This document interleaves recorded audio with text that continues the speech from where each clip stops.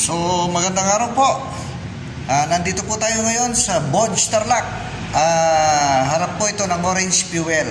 Ipapakita ko po sa inyo ngayon ang bagong modelo po natin, ang 525RR. Ayan po, ang 525RR.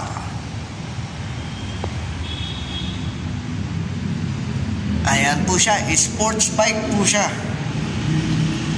Ayan. Naka-Brembo na po ang ating caliper, Brembo. Tapos Pirelli pa rin po ang ating likod. Yan. Inverted shock na po siya. Yan, very sporty look po ang ating 525RR, kulay red. Ito naman po ang kanyang kulay black. Yan. Ito po ang kanyang panel.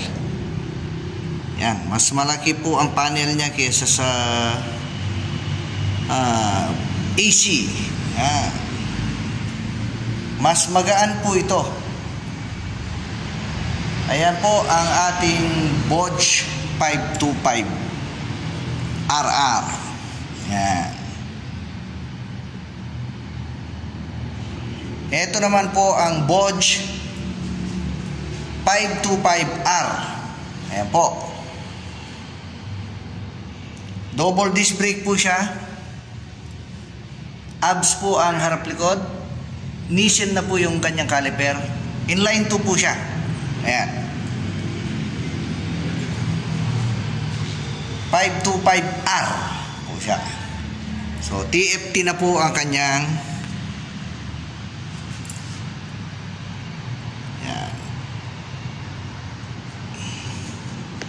Pirelli din po ang kanyang mga gulong. Yan. KYB po din ang kanyang shock. Yan po ang 525R. At ito naman po ang 500R. Yan po. Ayan po siya. Inverted shock, KYB, double disc, ABS po siya harap likod. Tapos Nissin na rin po yung caliper niya. Ayan lang po yung hindi pa po siya TFT. Ito po yung naka-promo natin na 265. Ayan, meron na po kayong Bodge 500R. Ayan. Ayan po yung tatlong series ng R. Bodge 500R, Bodge 525R, at ang atin pong sports bike, ang Bodge 525RR. Ayan po. Pwede nyo pong pasyalan dito yan nang makita po ninyo sa personal. Ayan po. Hanggang sa muli po. Maraming salamat.